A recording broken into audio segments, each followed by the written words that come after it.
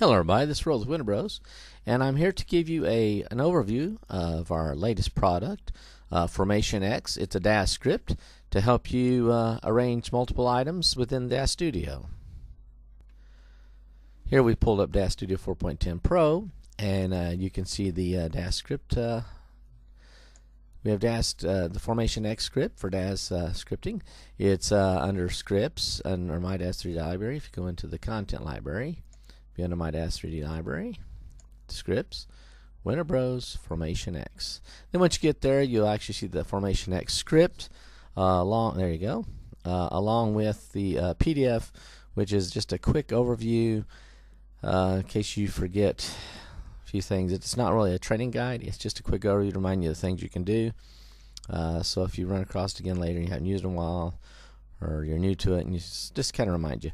So here we've loaded the Christmas elf into the scene, and if you look at the scene tab over here, we actually have 10 elves. So what we're going to do, how you would use it, is basically you'd put a multiple items in your scene that you want to arrange, and then you go, once you select them, you go over and double click the script to run it, and you can see there in the scene viewport, how it's already aligned the elves for the flying V formation. Of course, if you as you click each one, it gets them prepped for whichever one they're doing. So we'll start with the flying V, and with the flying V, you can set a couple things. The spacing, the spaces for the spacing down here, the base node. If you have varying sized items in there, it'll change how the spacing bar works. So, but for these all being identical, it's not a big problem. So the biggest things from Flying V we're going to show you is you got the angle slider here. So you can form these up into a V-shaped formation. You can go that direction to pull them back, or you can go to this side to pull them forward. And you can see how it's actively updates the viewport, so you can see what you're going to get. We have the spacing, of course, which is the spacing between each of the elements. So if we want to increase it a little bit here, you can see we can space them out. We even got it set up so if you want to bring them in tight, they're going to overlap, obviously, but depending on what your use is for the script, that's the kind of, you can get stuff like that. So, and if you don't like what you did, you can hit reset and it'll take it back to the default. These little reset buttons take these values back to the default. And then the last thing we're going to show you is step. Let's go ahead and swing it back. And you see they're all sitting on the ground plane at this point in time. So by using step, we can make each as they go back, each incremental row goes back, it'll step up a certain distance. We'll go ahead and we're going to leave it right there and show you. So let me go ahead and close this out. So once we go back to the scene, if you look, you can see how they all, each of the rows go up and up and up in a step. So sometimes if you was doing like a flock of geese or something, you might have a minor step between each of the different columns or rows. So that's how the Flying V works. We're going to load up something else to show you how some of the other ones work. For this demo, we're going to show you the GTXR racing car in Daz Studio. And on this one, we're going to do the line formation. So the first thing you need to do, something we should have pointed out earlier, is we had the elf zoomed out. So if you have multiple items in the scene tab and you're zoomed in on one item, it's going to be hard to see the formation once it spreads out in the viewport. So what you'll want to do is you'll want to make sure that you zoom out before you start making your formation, so that you can actually see the shape of it. And if you have a particular angle you're going for, make sure you rotate it and whatnot to the to get what you're looking for. So here's what we're going to do right here. We're going to kind of look at it like this. Might pull it forward a little bit. So we'll go ahead and select this. There are 6 vehicles there. You just can't see them because they're all occupying the same spot in 3D space. We got them all selected. We will run the Formation X. You can see how they pulled apart there. In this one, we're going to show you rows. And for rows, you can do them as a line, which is across, or you can do them as a column, which is going back. And since these are race cars, we're going to set this scene up for, let's say, a racing scene for starting at the beginning. So, of course, the spacing is the same as we explained earlier, but now we have a stagger bar. And what the stagger is, it'll take every other node and it'll pull it out from the row into a second row, or column, in this case. So that you get this effect like that. Of course, you can, if you want, you need them stepped up, you can do the stepping still. Then, of course, for this one, it'll just be 2 layers. This will be 1 step size, and this will be the original on the floor.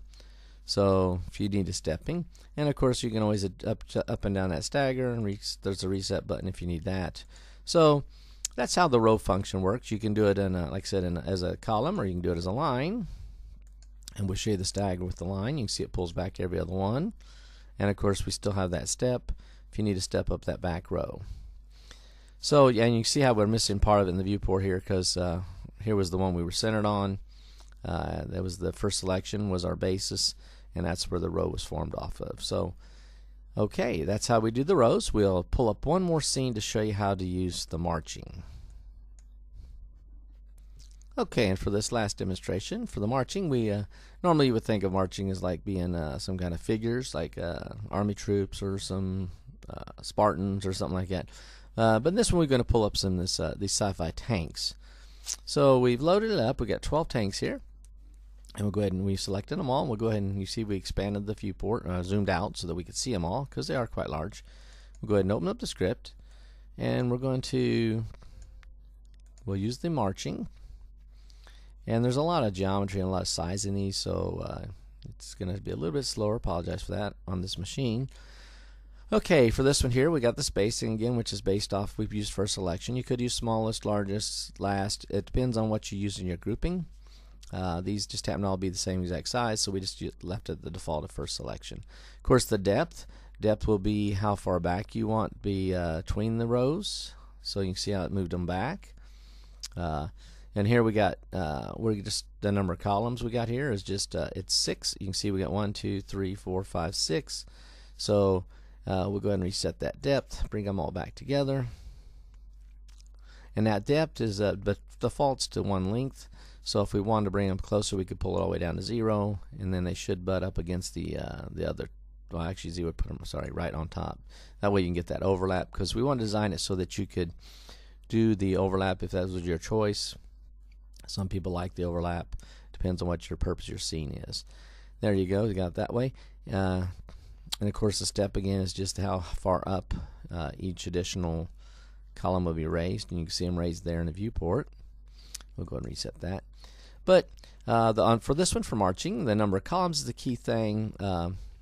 So we can say we want less. We went down to 4, and you can see it'll take these, rearrange them in 4 columns. Of course, since there's 12, it'll be 3 rows back.